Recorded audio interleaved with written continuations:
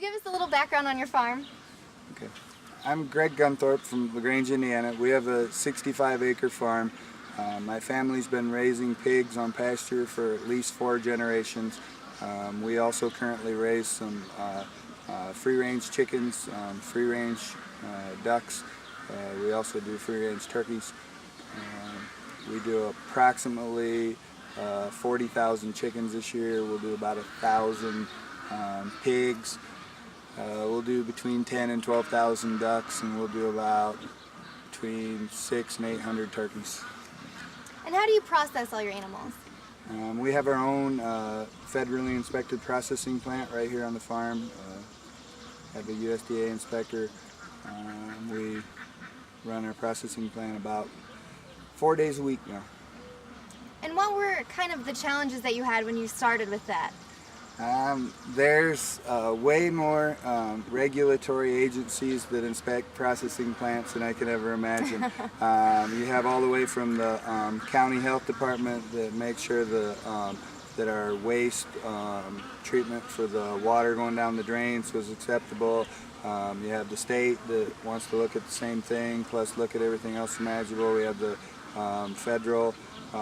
It actually took us 14 months from the time we filled out a grant of inspection with USDA to get the first USDA official to ever come out to the farm to talk to us. So, I mean, it was one of those challenges that I think the average person would have probably just gave up and forgot about. Mm-hmm. And so obviously after you process your meat, you're going to have to sell it, and I know that you do that in a variety of different ways. So can you talk a little bit about your retailing? Sure. We sell our products in several different fashions. The majority of our product is wholesaled to upscale restaurants in the Chicago, Fort Wayne, Indianapolis, and Detroit areas. We also have a retail market here at the farm that we sell products to local individuals. And what do you kind of see as the pros and cons to both of those methods of selling? There's several pros and cons of each. I think one of the big things is the expectations of the restaurants is a lot higher than what a lot of the individuals that come to our retail market. I think there's a lot more potential to do more volume selling to restaurants versus selling to individuals. There's potential, especially for people that do farmers markets, to be able to sell products for higher prices, retail versus what restaurants can afford to pay. So I think it's kind of a trade-off. And how did you originally get involved selling wholesale to upscale restaurants? How was the startup process? I made lots and lots of phone calls, cold calling restaurants. Virtually none of it did any good. It's actually a long story. I don't know if you have time for it, but I actually lucked into my first restaurant. A good friend of mine, Steve Bonney with Sustainable Earth in Lafayette, Indiana, had me on the Sustainable Ag speaking tour, talking about raising pigs on pasture. And I was actually speaking with a group out in Missouri. And when the presentation was over, I was actually talking to some farmers in the back, and one of them had a friend in Oregon that was shipping whole pigs to Chicago to a restaurant. He said the guy was going to quit raising pigs, so you ought to give him a call. And I gave him a call. Still to this day do not know why the chef de cuisine actually picked up the phone, because he doesn't normally answer the phone. He's normally too busy.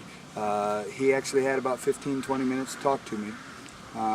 He told us to bring a pig down to Chicago the next week, and come to find out it was Charlie Trotter restaurant, and one of the nicest restaurants in Chicago, definitely one of the most expensive restaurants. And when we started selling to there, we built a good relationship. They liked us, and some of the other restaurants in town started using our product. So if other farmers kind of want to get involved in that industry, do you think networking then Oh, is kind yes. of the best way? Definitely. I mean, you never know who you're going to end up meeting where that turns into your potential to get your foot in the door. So, I mean, you going to conferences, visiting with other people, visiting other restaurants, trade shows. I mean, you never know where that first initial visit that's going to get your foot in the door. And if you had one final piece of advice for farmers who want to add value to their farm, whether it be through adding wholesale selling or adding a retail store, what would your advice to them be? I think my best advice that I could come up with for other farmers would be try to take some product that you're already growing on your farm and figure out a way that you can move up the closer to retail with that product, rather than trying to go out and do something completely different than what you're already doing. All right, well, thanks. That sounds great. Okay.